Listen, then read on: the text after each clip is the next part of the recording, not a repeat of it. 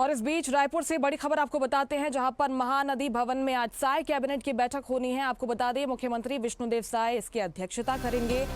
सरकार कुछ अहम योजनाओं पर फैसला ले सकती है। श्रमिकों किसानों के लिए नई योजना लाने की तैयारी है। नक्सल नीति, जल शिक्षा विभाग के संबंध में भी इस बैठक में चर्चा हो सकती है। पाकिस्तान और बांग्लादेश से आए लोगों के लिए गाइडलाइन जारी की जा सकती है। जमीन नामांतरण के लिए गाइडलाइन जारी हो सकती है।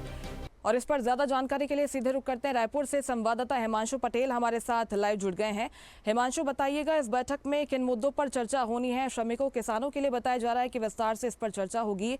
किन योजनाओं की बात हो रही है जो कि प्रदेश के हित में लाई जा सकती हैं? बता दें कि लगातार जो मुख्यमंत्री विष्णुदेव साय हर महीने हम देखा जा रहा है कि वो एक आध जो है कैबिनेट की बैठक एक के बाद एक लगातार लाते जा रहे हैं, और ऐसे में हर वो वर्गों पर वो ध्यान दे रहे हैं। जैसे हमने पिछले दिनों देखा कि किसानों, मजदूरों, युवाओं, शिक्षित जो बेरोजगार है उनके लिए कहे, व्यापारी के लिए कहे, कारोबारी के लिए कहे, महिलाओं के लिए कहे, तो अलग अलग कैबिनेट के जरिए मुख्यमंत्री विष्णुदेव साय लगातार जो है प्रयास यही कर रहे हैं कि साय का सुशासन उसे कैसे स्थापित किया जा सके छत्तीसगढ़ में, और एक बेहतर जो है सर्वांगीण विकास छत्तीसगढ़ का कैसे हो सके। तो कुल मिलाकर हम देख रहे हैं इसी कड़ी पर सरकार का प्रयास है अलग अलग कैबिनेट के जरिए। जब कैबिनेट की बैठकें होती है, जब ब्रीफिंग होती है, तब जानकारी निकल कर सामने आती है कि सरकार इस बार कुछ नया फैसला लेने जा रही है। तो जिस तरह से हमने जो है पिछले कैबिनेट में देखा था कि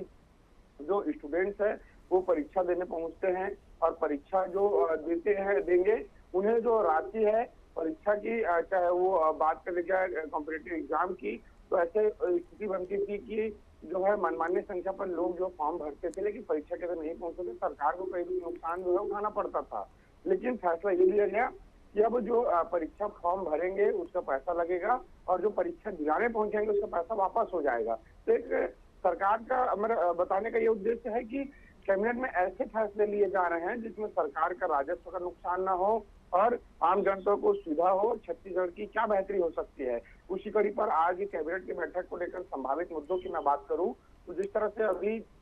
जो पहलगाम में हुए आतंकी हमले के बाद जिस तरह से पूरे देश भर में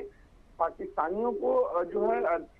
भारत सहित एक एक राज्यों से जो है वापस भेजने का सिलसिला लगातार जारी है, और ऐसे में छत्तीसगढ़ में 2000 से ज्यादा पाकिस्तानी हैं, वो शरणार्थी के रूप में आए हैं, और उन्हें अवैध रूप से कहे या शॉर्ट वीजा के रूप में कहे, अब वो रद्द होने के बाद उन्हें वापस भेजना भी सरकार की एक जो है चुनौती है। और ऐसे में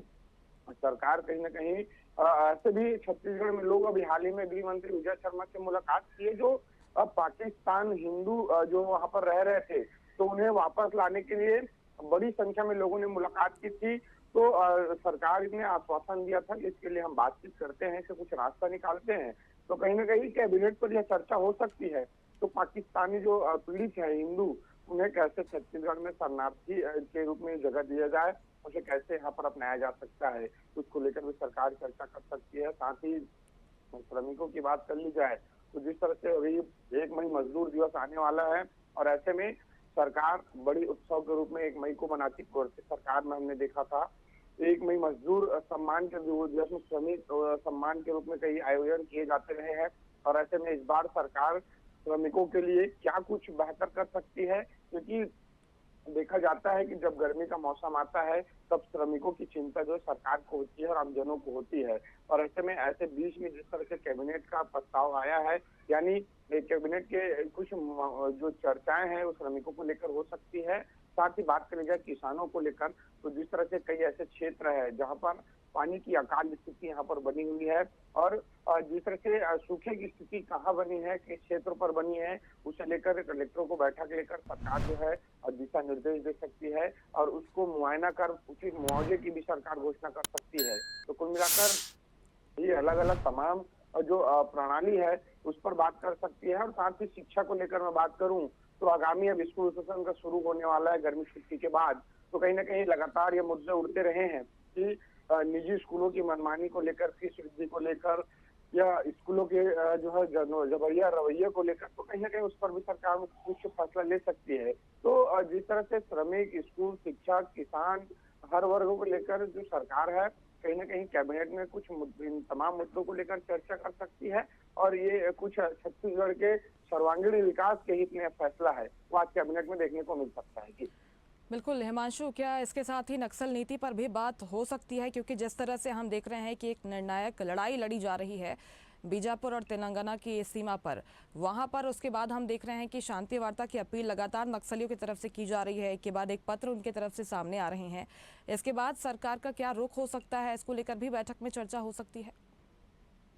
निश्चित तौर पर मुस्कान, हमने देखा कि सरकार लगातार जो है साल भर से, चाहे गृह मंत्री की बात करूं विजय शर्मा की या केंद्रीय गृह मंत्री की, लगातार उन्होंने नक्सल को चुनौती देते हुए कहे या उन्हें आश्वस्त करते हुए सरकार के एक साफ तौर पर नीति था कि नक्सल जो है मुख्य धारा पर वापस लौट जाए, हथियार छोड़कर मुख्य धारा पर सामान्य जीवन जीने को तैयार हो जाए। सरकार लगातार आग्रह करती रही, लेकिन सरकार ने जब पलटकर जब जवाब दिया कि बोली से हो या गोली से हो, नक्सल को खत्म करना हमारा लक्ष्य है और 2026 मार्च यानी सरकार ने तिथि भी निर्धारित कर दी, तो ऐसे में कहीं ना कहीं नक्सलियों के हाथ पांव खुलना जो है जायज है। और ऐसे में स्थिति यही देखने को मिल रही है कि लगातार एक के बाद एक चौथा जो पत्र है शांति वार्ता के लिए नक्सल है वो अलग अलग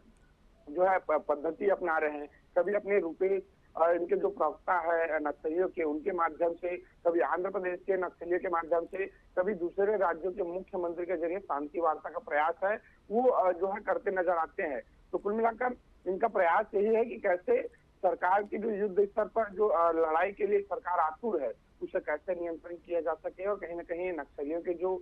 खिलाफ जो जंग अभियान जो चलाई जा रही है उसे कैसे रोका जा सके। लेकिन सरकार जो है साफ तौर पर स्पष्ट कर चुकी है, बात होगी तो बिना शर्तों की बात होगी। नक्सल जो है कुछ मुद्दों को लेकर, कुछ जो बिंदुओं को लेकर, कुछ शर्तों के अधीन सरकार से बात करना चाहती है, लेकिन सरकार ने स्पष्ट कर दिया है अगर उन्हें बचना है या बचाव करना है तो बिना शर्तों पर नक्सल बात करने के लिए तैयार रहे, हम बात करने के लिए तैयार है। तो निश्चित तौर पे